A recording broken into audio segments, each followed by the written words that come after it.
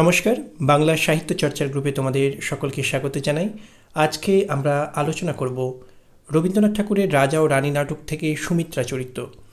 রাজা রানী নাটক নিয়ে সামগ্রিকভাবে আলোচনা কিংবা কুমার ও ইলা চরিত্র এগুলো নিয়ে আমরা আলোচনা আগে করেছি। আজকে আমরা দেখে নেবার চেষ্টা করব যে সুমিত্রা চরিত্রটিকে রবীন্দ্রনাথ ঠিক কোন দিক থেকে দেখাতে চাইছেন বা সুমিত্রা চরিত্রটির বিশেষত্বই বা কোথায়। সকলকে বাংলা সাহিত্য চর্চার গ্রুপে স্বাগত জানাই। প্রথমেই যে কথা বলবো যে এই নাটকের নাম রবীন্দ্রনাথ দিয়েছেন রাজা ও রানী। অর্থাৎ এখান থেকে একটা জিনিস স্পষ্ট হয় যে এই নাটকের কেন্দ্রীয় চরিত্রদের মধ্যে নিঃসন্দেহে রানী হিসাবে জালন্ধরের রাজা যেমন বিক্রমদেব, তেমনি সেই জালন্ধরের রানী হিসাবে সুমিত্রা চরিত্রকে কিন্তু খুব গুরুত্বের সঙ্গে দেখা হয়েছে। এখন প্রশ্ন হচ্ছে যে এই সুমিত্রা চরিত্রকে ঠিক কীভাবে আঁকতে চাইছেন। আমরা তো এ কথা আগে বলেছি যে রবীন্দ্রনাথের বিশিষ্ট প্রেমভাবনার প্রকাশ এই নাটকের মধ্যে আছে। প্রেমের সার্থকতা ত্যাগে, ভোগে নয়। প্রেমের সার্থকতা আত্মসুখে নয়, বৃহত্তর মানুষের কল্যাণের সঙ্গে যেখানে প্রেম জড়িয়ে রয়েছে, প্রেমের সার্থকতা সেখানেই। সংসারের জমি থেকে, সংসার মানে যে সংসারে আমাদের প্রত্যেককে অনেক দায়িত্ব, অনেক কর্তব্য নিয়ে বাঁচতে হয়, প্রত্যেকের তরে বাঁচতে হয়। সেই সংসারের জমি থেকে যদি ভালোবাসাকে বিচ্ছিন্ন করে ফেলা হয় তাহলে তার কিন্তু আর নিজস্বতা থাকে না। সে ভালোবাসা তখন কল্যাণ ধর্ম থেকে বিচ্যুত হয়। যা কল্যাণ ধর্ম থেকে বিচ্যুত হয় তাই কিন্তু ধ্বংসাত্মক। রাজা বিক্রমদেবের সঙ্গে রানী সুমিত্রার সম্পর্ক বা দাম্পত্য সম্পর্কের মধ্যে একটা সংকট আমরা দেখতে পাই। কিন্তু প্রশ্ন হচ্ছে যে সেই সংকটটা কার জন্য। আমরা অবশ্যই বলবো সেই সংকটটা হচ্ছে রাজার ভ্রান্ত প্রেমের জন্য। রবীন্দ্রনাথ নাটকের শুরুতেই একটা কথা আমাদেরকে বলছেন যে এরা সুখের লাগি চাহে প্রেম, প্রেম মেলে না, শুধু সুখ চলে যায়। কিন্তু এই সুখের জন্য কে প্রেম চাইছে? আমাদেরকে মনে রাখতে হবে এই সুখের জন্য প্রেম চাইছেন রাজা বিক্রমদেব, রানী সুমিত্রা নয়। রানী সুমিত্রার কাছে প্রেম বৃহত্তর কল্যাণ ভাবনা থেকে বিচ্ছিন্ন প্রেম নয়, আত্মসুখের জন্য প্রেম নয়। তিনি জালন্ধরের রানী, তাই তার কাছে রাজা বিক্রমদেবের থেকে ভালোবাসার প্রাপ্তির প্রত্যাশা যেমন থাকে, তেমনি রাজা তাঁকে ভালোবেসে একই সঙ্গে রাজ কর্তব্যও পালন করবেন, প্রজাদের দুঃখ দুর্দশা দূর করবেন, বহিঃশত্রুর আক্রমণকে প্রতিরোধ করবেন। অর্থাৎ রাজা হিসেবে নিজের দায়িত্ব কর্তব্য পালন করার পর অবশ্যই রানীকেও ভালোবাসবেন। কিন্তু রানী কখনোই চান না যে রাজা শুধুমাত্র তাকে নিয়েই পড়ে থাক, তাকে নিয়ে নিজের প্রতিদিনের যে দায়িত্ব রাজা হিসেবে সেই কর্তব্য থেকে বিচ্যুত হন।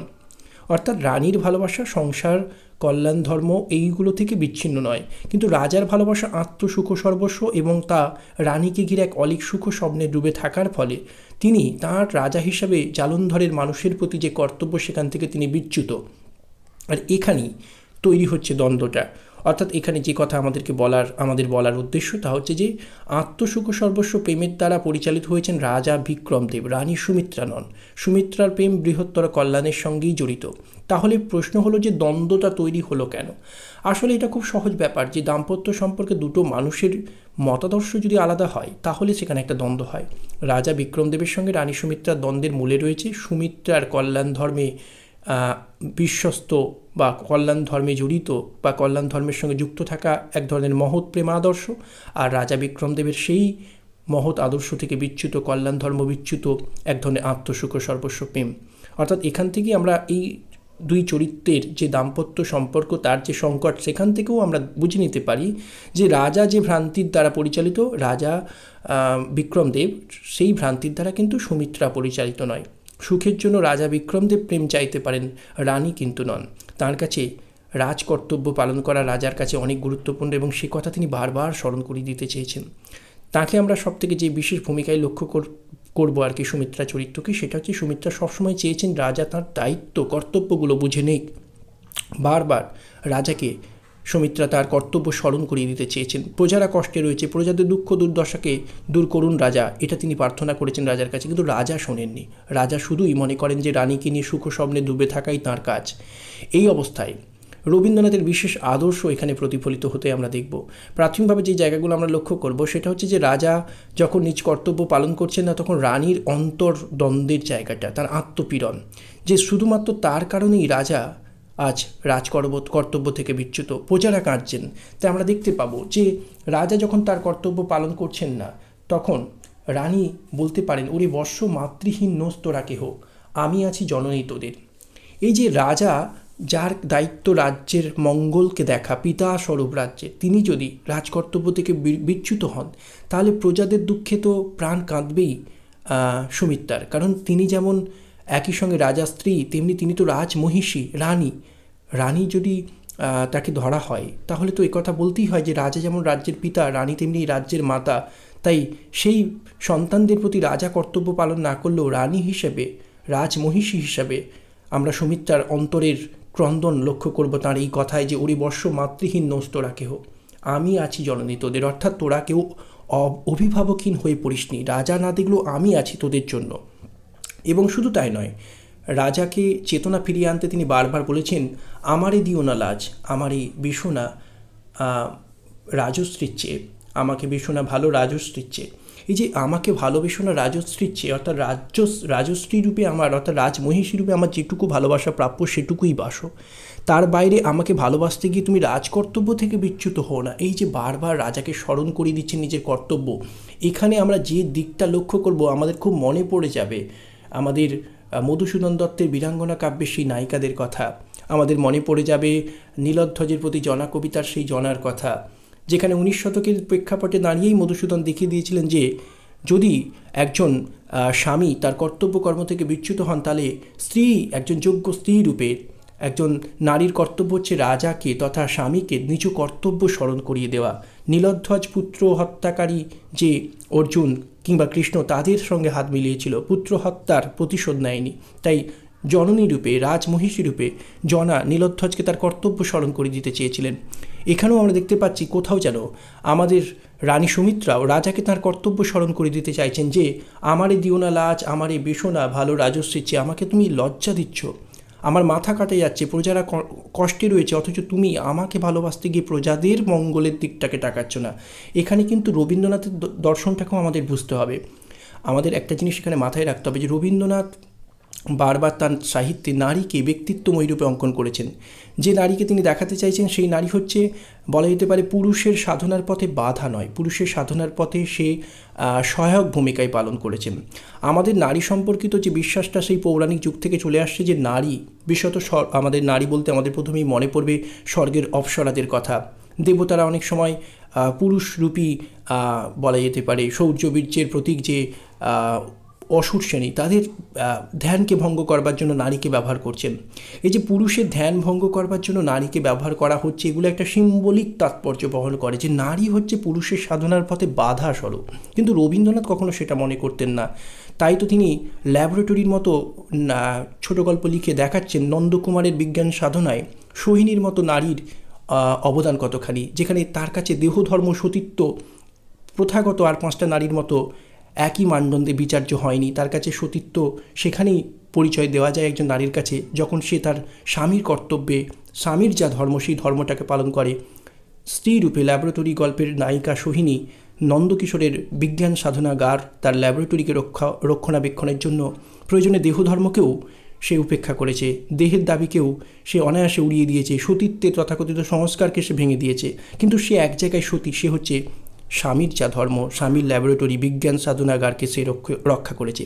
এই যে স্বামীকে তার কর্তব্য কর্মে সাহায্য করছে স্ত্রী, এটাই কিন্তু আমরা এই নাটকে আমাদের সুমিত্রার মধ্যেও লক্ষ্য করব, যে সুমিত্রা তার স্বামীকে চেতনা ফিরিয়ে দিতে চাইছেন।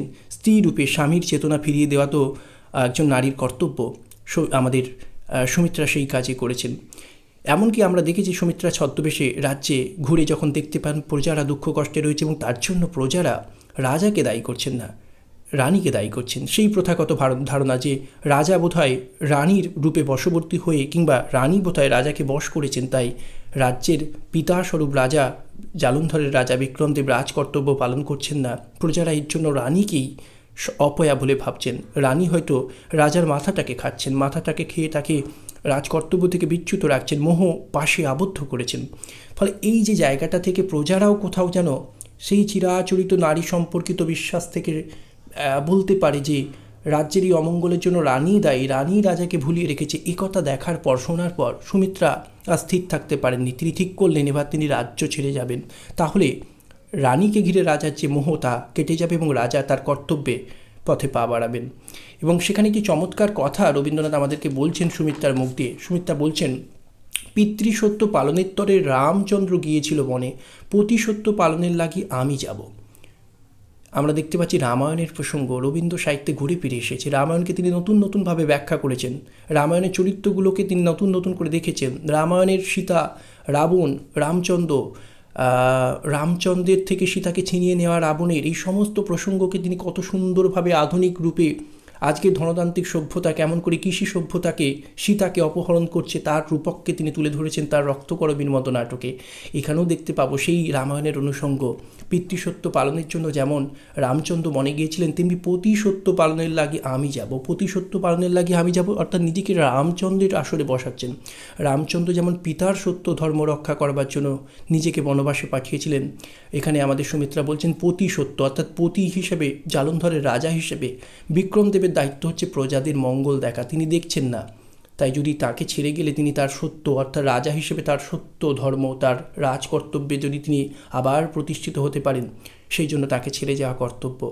আমরা বুঝতে পারি রানী সুমিত্রা চরিত্রটি কতখানি ত্যাগের প্রতীক হয়ে উঠতে পারে, কতখানি যোগ্য সহধর্মিণীর ভূমিকা নিতে পারেন, এবং নারী যে পুরুষের সাধনার পথে বাধা নন, এখানে সুমিত্রা চরিত্র সেই দিকটাকে তুলে ধরে।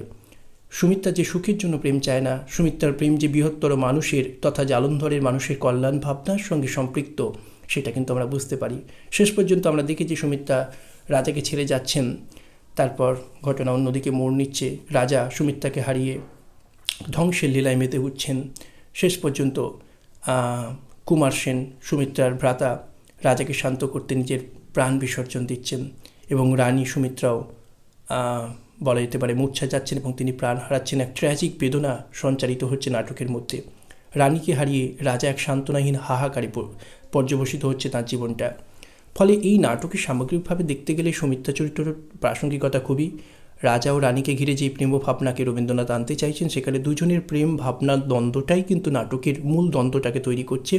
এবং ট্র্যাজেডি হিসেবে এই নাটকটার যে ট্র্যাজেডি, সেটা একদিকে সুমিত্রার মৃত্যুতে যেমন হচ্ছে, তেমনি সুমিত্রাকে হারিয়ে রাজার যে হাহাকার শূন্যতা তার মধ্য দিয়েও তৈরি হচ্ছে। ফলে ট্র্যাজেডি নাটক হিসেবে এই নাটকের যে আবেদন, সেই রসাবেদনটাকে ফুটিয়ে তুলতেও কিন্তু সুমিত্রা চরিত্রের প্রাসঙ্গিকতা রয়েছে। এবং ভাই রূপে কুমার সেনের প্রতি তার দিদি রূপে যে দায়িত্ব, সেটাও আমরা বুঝতে পারি। সে যে শেষ পর্যন্ত প্রাণ হারাচ্ছে, রেকাবিতে করে ভাইয়ের ছিন্নমস্তক নিয়ে যাওয়া একজন দিদির পক্ষে কতখানি কষ্টের, সে তো আমরা বুঝতে পারি। কিন্তু ভাইকে যে কথা দিয়েছেন, তাই রাজাকে শান্ত করতে রেকাবিতে করে ভাইয়ের ছিন্ন মাথা নিয়ে গেছেন, ততটুকুই প্রাণ ধারণ করেছেন। কিন্তু ভাইকে অর্থাৎ ভাইয়ের ছিন্নমস্তক রাজার কাছে পাঠিয়ে দেওয়ার কর্তব্য পালনের পর আর এক মুহূর্ত তিনি বেঁচে থাকেননি। এই যে মারা যাওয়া তাঁর, এ তো রাজার প্রতি শুধু অভিমান থেকে নয়, রাজা তাকে বহু কষ্ট দিয়েছেন সেটাও যেমন সত্য, তেমনি একমাত্র ভাইকে হারানো সেটাও তো তার কাছে খুব কষ্টের। ফলে দিদি রূপে তার যে ভূমিকা, রক্তমাংসের নারী রূপে তার যে ভূমিকা, সেই জায়গাটাও কিন্তু আমাদের কাছে খুব চমৎকার উঠে আসে। সব মিলিয়ে রাজা ও রানী নাটকের অন্যতম চরিত্র সুমিত্রা, রবীন্দ্র সাহিত্যের বিশিষ্ট নারী ভাবনার পরিচায়ক বলা যেতে পারে এই সুমিত্রা চরিত্রটিকে। আজকের আলোচনা এখানেই সমাপ্ত। সকলকে সঙ্গে থাকার জন্য ধন্যবাদ জানাই।